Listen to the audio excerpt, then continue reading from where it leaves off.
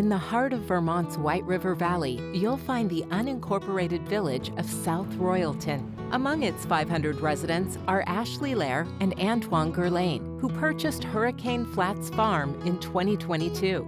It's 37 acres of farmland that stretches along the river's edge. Ground that brings both opportunity and uncertainty. We sell our produce through a farm stand here on the farm. We do a farmer's market in Norwich, Vermont on Saturdays, and then we sell wholesale. South Royalton is a close-knit farming community that's resilient in the face of a great deal of change they've seen in recent years. Changes to the weather, threats to their crops, even changes to the farmers themselves. Geo Honeyford used to work this land, growing popcorn and hay for nearly 3 decades before selling it to Ashley and Antoine. Geo says the increasing unpredictability of the weather was a key factor in his decision. We're getting this wild extremes of weather much faster than anybody else. Precipitation has increased, snowfall has decreased. Drought, floods, hail, really extremely heavy rain, extreme winds. All of those things are happening all the time and could happen at any minute. Geo figured that younger farmers would have the passion and creativity to work with these evolving challenges. They're great young people, they're great farmers, they got a great family, they've been great community members. I couldn't be happier that they took over the farm. Poppy, we're almost there. Can you pick some vegetables? Yeah, we should. Ashley and Antoine and their 2 kids wasted no time getting to know the community, growing certified organic popcorn, produce, and hay, and working on ways to better prepare for the weather changes that they faced almost immediately. Well, our first of the 3 years we've been here, the first year was droughty, actually. 3 years ago. Extremely droughty. Yeah. Ashley says New England was once considered a relatively stable location for farming, but she says it's now often at the forefront of weather disasters, from the extreme drought they faced in their early days of farming to the extreme flooding they experienced in 2023.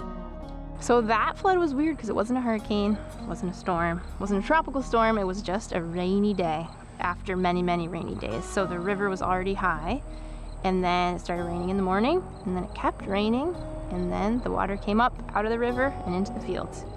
And once floodwater touches the edible portion of a crop, it can no longer be sold to the public. Ashley and Antoine lost 75% of their projected gross income. For farmers in the White River Valley, the flood brought back painful memories of Hurricane Irene, which devastated the region in 2011. That was during Geo's time as owner. It just hits you. You work so hard to get that, and then just to watch it all get ruined. I mean, thousands of pounds of onions, thousands of pounds of sweet potatoes, you just turn them into the ground because you can't sell them. And it wrecks your soul. But there were some key lessons farmers took from Irene and the tumultuous years that came after. One of the things we did was reorganize our fields so that our units of management are narrower and longer so that we can do strip cropping.